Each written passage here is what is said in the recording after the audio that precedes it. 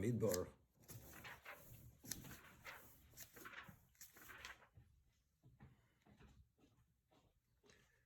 V'daber Hashem Moshe b'midbar Sinai, Bo'ol Moed. Hashem spoke to Moshe in the Sinai desert, in the O'el Moed.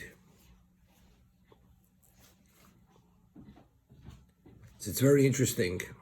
The Or HaChaim HaKadosh makes this point. The Torah begins, where does Hashem speak to Moshe?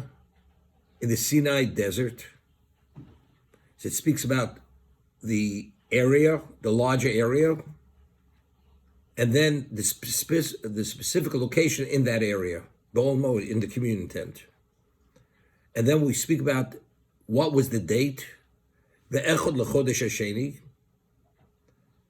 the first of the second month, B'Shana HaShenis, in the second year, L'Tzeisom Mimitzberetz Mitzrayim Le'emor. So we speak about location, we speak about what is the region. The region is the Sinai desert. The specific location in this very large area is Midbar Sinai. We speak about the month. We don't say it was the second year and then speak specifically at what time during the year. First it says, in the first of the second month, in the second year. Seems to be, it's lacking consistency. You following the question? Mark. You understand? So he makes it a point over here. The Or HaChaim, what? It's inverted. It's inverted. It's not consistent. So he makes it a point like this. I mean, I'll just to bring it up the point. If you have a diamond, you have the Hope diamond. You have 20 trucks of iron. In terms of volume, it's a lot more than this little diamond, comparatively speaking. But in terms of innate worth, they're not comparable. When we speak about the vastness of the desert versus O'el Moed, what is the communion tent? That's the location of the divine presence. So even though in terms of spans of location, it was tremendous, but what was the primary innate value of location? It's the O'el Moed. So we're going from the smaller to the greater. Midbar Sinai is the smaller. Vastness may be vast, but in terms of innate value, the innate value in terms of dimension, O'el Moed, the dimension is greater. So therefore, the same thing, we're going from the Echad L'Chodesh HaSheni, was going from the lesser, from the specific, which is less, to the greater, which is the second year.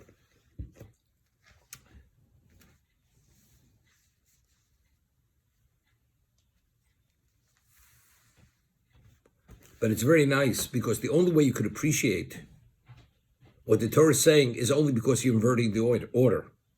Let's say the Torah would have written, B'midbar Sinai Bo'ol Moed, the second year, the first of the month. She'd say that it's consistent. We're going from the larger to the smaller, to the more specific, the more general to the more specific. But now that it's inverting the order, it gives me another understanding. What is value? Value is not the expanse of location, but rather it's the innateness of what that location is. So therefore, because the Torah afterwards speaks about the month and then the year, so we're going from the lesser to the greater. So identically in the beginning of the pasuk, although the Midbar Sinai is vast, but the O'el Moed is greater because of its innate value, because that's the location of the divine presence. We say, and it's alluded to, that when Hashem speaks to Moshe, it says Moshe, and then Yisrael. So from there, the Torah is alluding that Moshe's innate value was the equivalent of the whole Jewish people. The dimension of Moshe's neshama was at the same level as all the Jewish souls combined. So he's one individual. Whatever you want to say is, in his physicality, and say he has a soul, they have soul. So you have 600,000 souls above the age of 20 versus Moshe's neshama. They're not comparable. The totality of their neshamas, that one neshama, Moshe's soul, is the equivalent of the totality of all their souls. It's the same thing. Location-wise, you don't appreciate what that location is.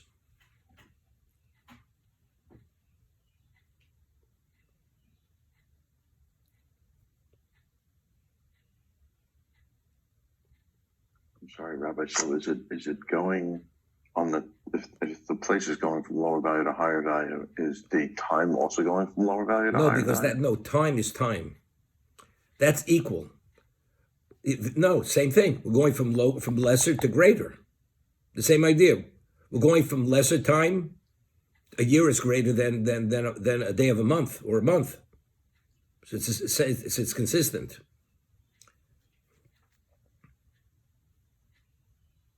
You know, when Moshe built the Mishkan, and Hashem says to Moshe, "V'osli migdash v'shachanti b'tocham," make for me a sanctuary, and I will dwell in your midst.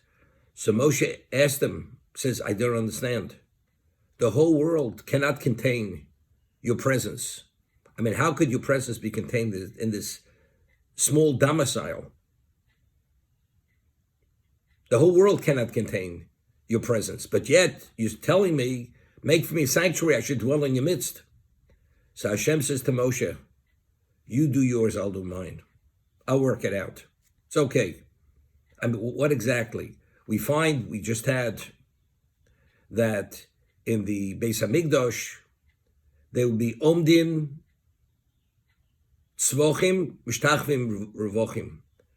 They would stand in the sanctuary on Yom Kippur, they would press together, and then when they had to prostrate themselves, when they heard the pronouncement of the Kohen Gadol, high priest, saying the name of God, they prostrated themselves. And they had sufficient room. They had 4 cubits for them to prostrate themselves, each person. But space-wise, there wasn't that kind of space. If one moment they pressed together, that they were able to lift their feet off the ground and they wouldn't fall, because they were so pressed together. So how when all of a sudden, when they hear the pronouncement of Hashem's name, they're able to prostrate themselves? It's one of the miracles. But how does it work? Exactly. Factually, it's a limited location. The answer is that the concept of time and space only has relevance to the physical existence. That's finite. Anything within the spiritual realm has no limitation. So therefore, even though the location in its physicality, it has a physical makeup, but the question, what is its dimension of value? Its dimension of value is spiritual. Once its dimension of value is spiritual, it's not limited to physical criteria. Therefore, it doesn't have a finite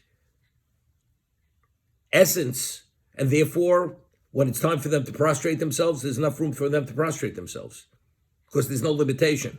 Identically, the desert is vast, but what is the Ol Moed? The Ol Moed is a spiritual location. It happens to have beams, cedar beams, acacia beams, happens to have gold. That's all physical material. But when you put that all together, what is that? It's a dimension of what? It's a representation of spirituality in all its aspects. As a result of that, it has its worth, its innate worth is limitless, and therefore, regardless how vast the desert is, it's meaningless. Therefore, we're going from the lesser to the greater. As we go from the month to the year, we're going from the lesser to the greater. We speak about God promised the Jewish people it will be like the stars of the heaven and like the sand on the seashore. First, whenever we ever reach those numbers? Never. And at the Ramban, at the beginning of this parsha, we speak about the counting of the Jews. That's why it's called numbers. The Jews had to be counted. And the Ramban has a whole lengthy discussion. David HaMelech, he failed because he counted the Jewish people. And he has 2 approaches. And it was considered a sin. And it was a plague. And people died because he counted them. So the question is, the Ramban is at first is struggling. I mean, if the Torah tells us that whenever you count Jews, you always have to use a medium, the machzah shekel, why Dov didn't know what something that a child understands and is taught. So the Ramban explains that there's a pasuk, the verse says in Navi that lo yimod velo yisofer, the Jews should not be quantified. It should not be counted.